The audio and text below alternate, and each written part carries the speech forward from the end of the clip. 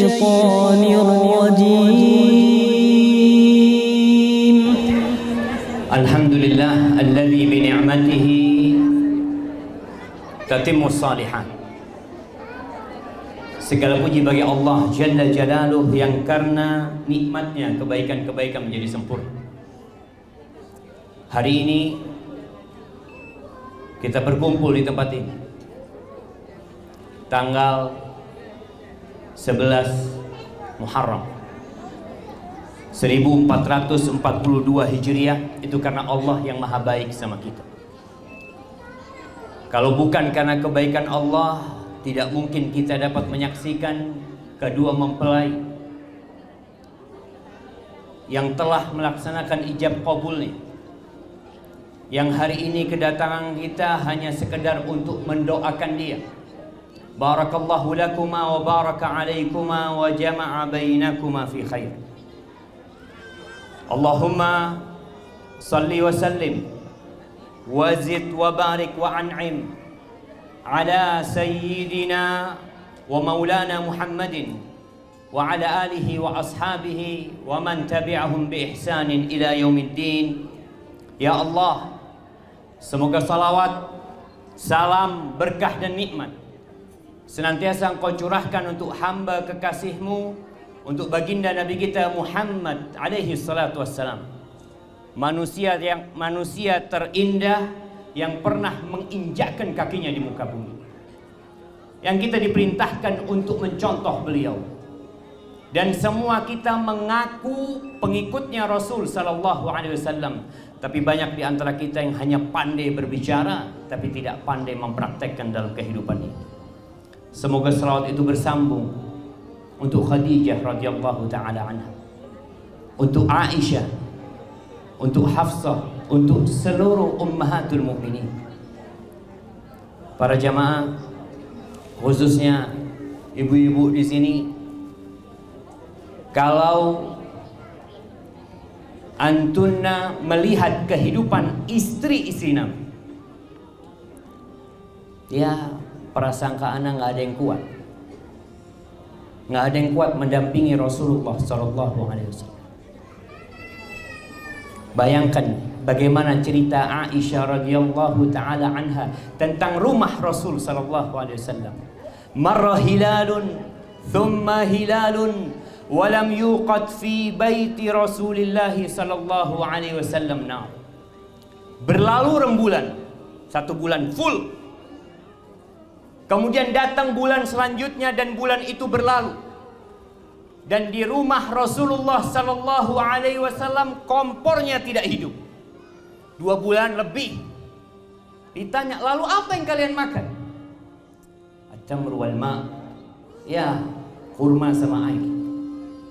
Selama 2 bulan penuh bahkan lebih Rasulullah sallallahu alaihi wasallam bersama istrinya hidup dalam kesusahan. Bagaimana Rasulullah sallallahu alaihi wasallam datang ke rumah istrinya di pagi hari bertanya, apakah ada yang bisa dimakan? Apa kata istrinya? Enggak ada, kecuali air.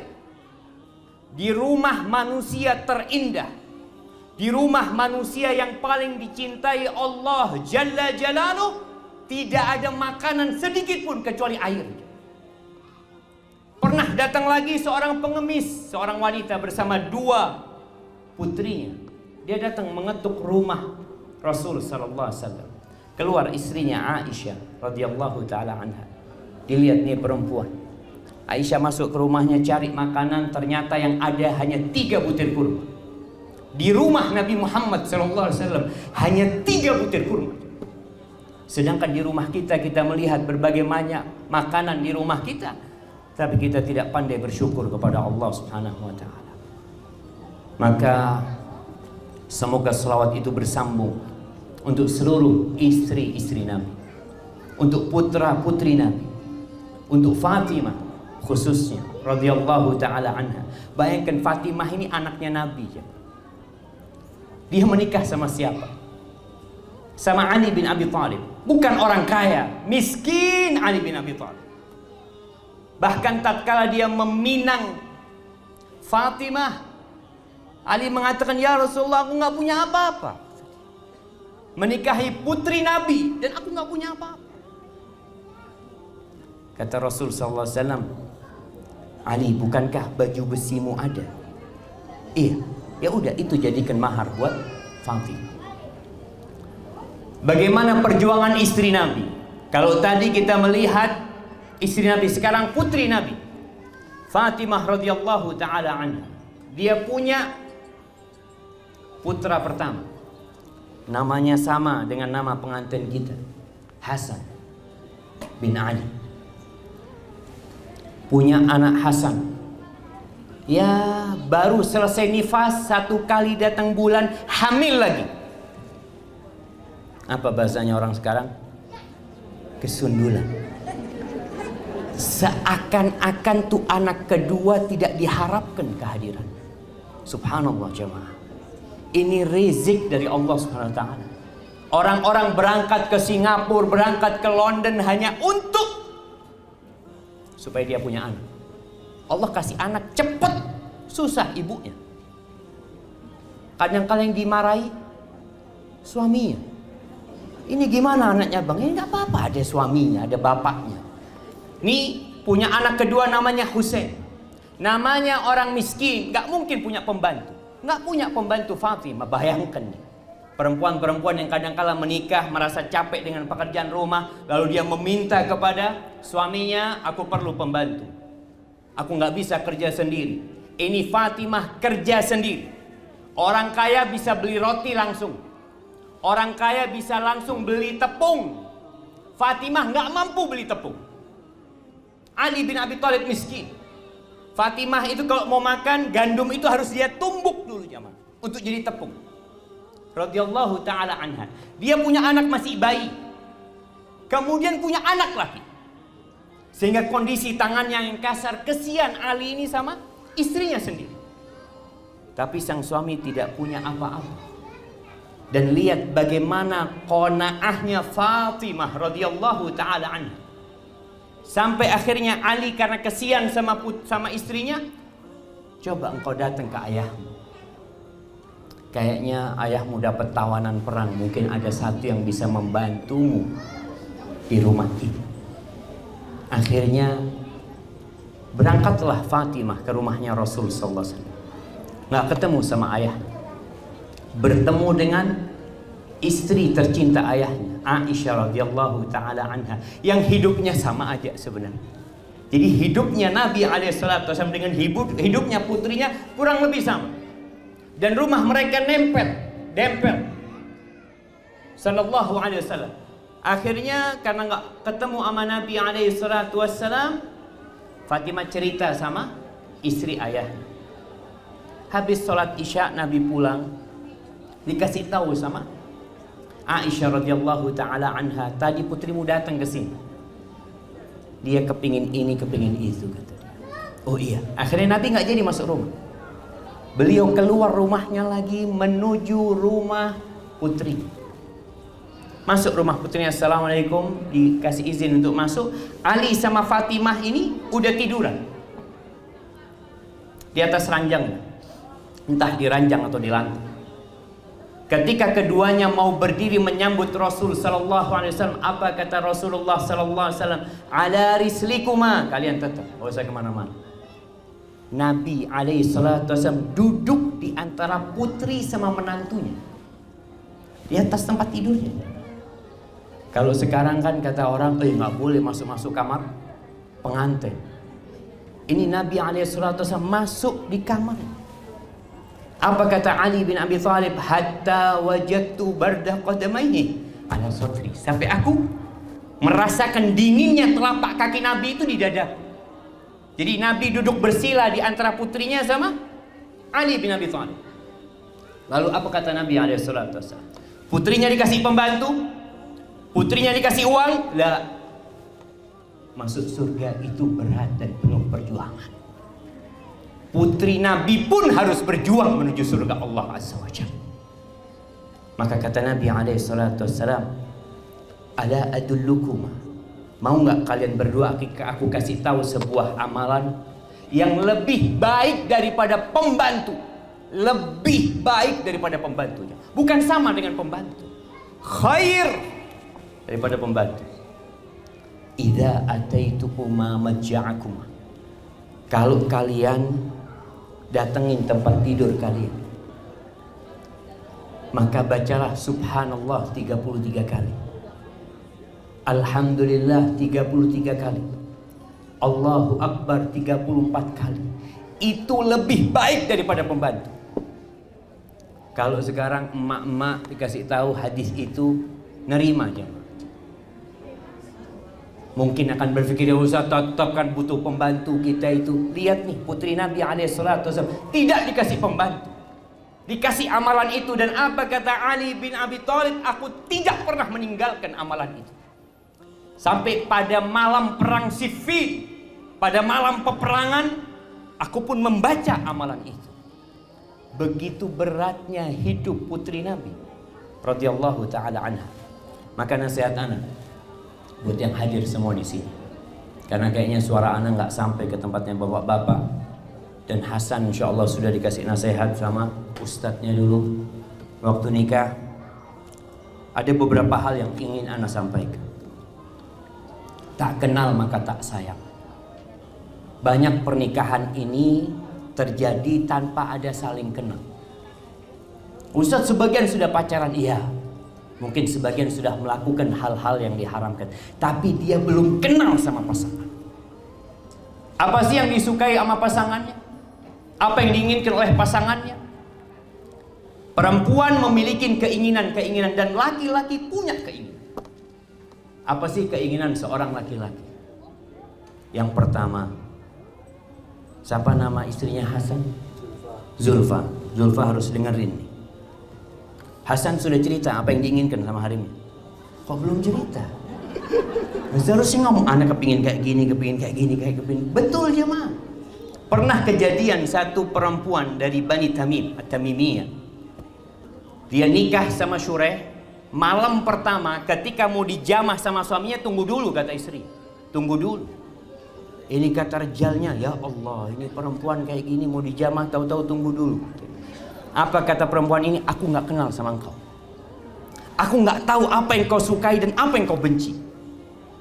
Aku duduk di sini untuk mendengarkan apa yang kau sukai dan apa yang kau benci. Itu perempuan duduk dengerin. Kata suaminya, ketika istriku minta hal itu, aku langsung ceramah. Kata, aku kepingin ini, kepingin ini, kepingin itu. Betul. Karena ketika kita tahu dengan keinginan pasangan kita, insya Allah rumah tangga kita itu aman. Yang banyak terjadi semua diam. Dia ingin sesuatu tapi nggak pernah ngomong sama pasangan. Maka Anda sampaikan sekarang kepada Zulfa. Kalau yang Anda sampaikan salah, mungkin Hasan kasih tahu nanti. Baik, yang pertama, Hasan ini ingin dihormati. Betul Hasan? Semuanya. Nah, laki-laki itu ingin dihormati. Kenapa? Karena Allah mengangkat laki-laki sebagai pemimpin. Allah sendiri yang mengatakan ar-rijalu qawwamuna 'alan nisa. Itu Allah. Maka hormati suamimu. Zulfa, hormati Hasan. Kata Nabi SAW, nih Zulfa, dengarkan sabda Nabi SAW. Lau kuntu amiran ahadan ayyasjuda li ahadin. Andai kata aku memerintahkan seorang lelaki, seseorang untuk bersujud kepada orang lain, pasti aku perintahkan wanita sujud kepada suami. Kita tahu malaikat-malaikat itu sujud buat Nabi Adam alaihissalam. Tapi itu sujud penghormatan. Tapi nggak boleh sujud. Maka hormati suamimu dengan cara laksanakan perintahnya, jauhi larangannya. Yang kedua yang diinginkan Hasan ini penghargaan. Betul Hasan? Ingin dihargai apa enggak? Berapa harganya Hasan? Taib, penghargaan jemaah. Rasulullah sallallahu alaihi wasallam mengatakan uritun nar. Zulfa dengerin. Ditampakkan kepada aku, kata Nabi alaihi salatu wasallam, neraka. Fa idza aktsaru ahlihan nisa. Ternyata kebanyakan penghuni neraka itu wanita. Lalu ada yang bertanya, walima ya Rasulullah, kenapa kok banyak masuk neraka perempuan itu? Yakfurnal ashir wa yakfurnal ihsan. Perempuan itu tabiatnya gak menghargai suaminya, tidak pandai berterima kasih sama suaminya. Sampai-sampai Nabi SAW memberikan contoh, kalau engkau berbuat baik kepada istrimu 1 tahun berbuat baik, tapi namanya manusia punya salah sama istrinya, lalu engkau melakukan kesalahan, perempuan itu tabiatnya kalau nggak dirubah, dia akan mengatakan, ma ra'aitu minka khairan qad, aku nggak pernah melihat engkau berbuat baik sama aku. Engkau tidak pernah membahagiakan aku gara-gara 1 kesalahan. Maka tolong Zulfa ingat, suami Zulfa ini manusia biasa. Dia punya banyak kesalahan, tapi hargai dia. Apapun yang dia bawa ke rumahnya, maka katakan syukran, jazakumullahu khairan. Tapi yang ketiga, Hasan ini ingin didampingi. Untuk itu dia datang menikahi Zulfa, karena dia butuh pendamping dalam kehidupannya. Bagaimana Aisyah radhiyallahu taala anha selalu hadir mendampingi Nabi alaihissalam. Makan didampingi. Sampai-sampai Aisyah mendampingi Rasulullah SAW ketika mandi, didampingi. Biasanya itu pengantin baru, lewis lawas dak ono. Pernah ada satu jamaah cerita, dia lagi dikasih makan sama istrinya. Kasih makan, lalu ditinggal sama istrinya karena istrinya mau nonton sinetron. Apa kata suaminya? Dah mari, saya benih kucing, saya bukan kucing dikasih makan terus ditinggal. Ini kadangkala perempuan melakukan itu. Suaminya dikasih makan, terus dia punya sohib, punya tamu, jangan, tamunya suruh pulang, suruh pergi dulu, atau dia sabar, tunggu dulu, suamiku lagi makan, damping. Ingat, suami Hasan bukan kucing, jangan dikasih makan terus ditinggal. Nah, kemudian yang keempat, laki-laki itu suka sama yang indah-indah. Oleh karena itu Rasulullah SAW ketika ditanya siapakah wanita yang paling indah, yang paling baik di muka bumi ini, apa kata Rasulullah SAW? Allati idza nadarta ilaiha saratka, yang kalau engkau memandang kepada istrimu, istrimu membuat hatimu jadi tentram. Maka ingat, nih buat ummi-ummi ya, bukan buat ummi-ummi, buat semuanya lah. Itu suami udah capek keluar rumah, usahakan masuk rumah dia melihat sesuatu yang indah. Kadangkala harim-harim ini jadi cantik kalau keluar rumah. Sampai ada cerita jamaah Surabaya, dia jalan kaki, ada satu hari naik becak, ketawa-ketawa sama rejalnya. Sopo iki? Loh, bojone Dewi ternyata jamaah. Karena kalau di rumah rembes, pakai daster apa semuanya. Tapi kalau keluar rumah, Masya Allah, semua dia pakai. Ingat, nih Hasan ingin melihat keindahan di dalam rumah. Jadilah engkau indah di dalam rumah. Biasanya ibu-ibu ini keluar rumah cantik, sampai rumah digusel rapi. Jadi kata suaminya, engkau bersolek untuk aku apa untuk orang? Semoga ibu-ibu bisa mengambil pesan ini. Kemudian yang kelima, Hasan ini suka sama suara yang lembut-lembut, yang manja-manja. Makanya Zulfa kalau ngomong sama Hasan jangan keras-keras. Betul Hasan? Betul Banda? Iya, oh iya kata Hasan.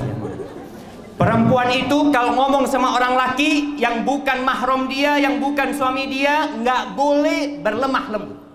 Bahkan Allah mengatakan Jalla Jalaluhu fala takhba'na bil qaul. Ini para perempuan, kalau engkau belanja, nawar, kadangkala suaranya lemah lembut ya, sama suaminya nggak kayak gitu. Kalau engkau ngomong sama orang, jangan berlemah lembut, yang tegas ngomong. Tapi kalau sama suami sendiri, katakan sami'na wa ata'na. Jadi Zulfa jangan pernah mengatakan tidak pada Hasan. Sampai kata Nabi SAW, kalau ada seorang perempuan dipanggil suaminya, dulu dia naik onta, Suaminya dari depan pintu panggil istri, di sini. Fal tujibhu, kata Nabi SAW, turun dari ontanya jawab suami. Kalaupun perempuan ada yang bekerja lalu dia naik motornya, suaminya ngomong sini, maka katakan Zulfa sami'na wa ata'na. Nanti dipecat dari tempat kerjaannya nggak apa-apa, yang penting tidak dipecat jadi istrinya Hasan. Barakallahu fikum. Kemudian yang diinginkan oleh Hasan ini juga dukungan dan motivasi. Menikah dengan seorang wanita, harapannya perempuan ini mendukung dia, memotivasi dia. Untuk kemana? Untuk ke satu tempat yang paling indah, untuk menuju surga Allah Subhanahu wa ta'ala. Tolong kalau Hasan ketiduran sholat, bangunin Hasan. Nabi SAW ketika berbincang tentang romantisme, kita kalau bicara romantis, bulan madu kemana, ke sana, lah. Kata Nabi SAW, rahimallahu rajulan, Allah merahmati seorang laki-laki yang bangun malam, kemudian dia bangunkan istrinya untuk sholat malam. Begitu pula Allah merahmati seorang perempuan yang bangun malam, kemudian dia sholat, selesai sholat dia bangunkan suaminya. Kalau suaminya nggak mau bangun, diambilkan air, dipercikkan air di wajahnya, lalu dia sholat. Ini romantis yang akan mengantarkan ke surga Allah Subhanahu wa ta'ala. Kemudian yang terakhir, masih banyak sebenarnya, tapi nanti bisa dilanjutkan. Yang diinginkan Hasan ini adalah cinta. Kalau suatu hari Zulfa cintanya pudar sama Hasan, lalu Hasan tanya, Zulfa masih senang sama Hasan? Katakan kepada Hasan, walaupun haram, walaupun bohong, nah nggak ada laki-laki lain di hatiku kecuali engkau. Jadi jamaah, para wanita, kalau ditanya sama suaminya masih senang sama aku, katakan senang, walaupun sudah mulai tidak suka. Karena ada perempuan-perempuan yang Masya Allah, ya hanu senang sama suami. Ada satu kejadian, seorang perempuan ini meninggal suami, lalu didatangin sama sahib-sahibnya. Jadi Allah, kesian engkau ya meninggal suamimu. Apa? Alhamdulillah wis mati, ruwet ngurusin lanang itu. Sebenarnya dia itu udah capek ngurusin suaminya, tapi dia pandai menyembunyikan hal itu. Maka tumbuhkan cinta dan kasih sayang. Kalaupun nggak tumbuh, tetap katakan cinta walaupun itu kebohongan. Karena di antara kebohongan yang diperbolehkan adalah kebohongan suami sama istrinya, istri sama suaminya dalam rayu-merayu. Hadza wallahu a'lam bishawab. Adapun buat Hasan, nanti antara ana sama Hasan yang akan kasih nasihat Hasan jemaah. Subhanakallahumma wa bihamdika asyhadu an la ilaha illa anta astaghfiruka wa atubu ilaik. Assalamualaikum warahmatullahi wabarakatuh.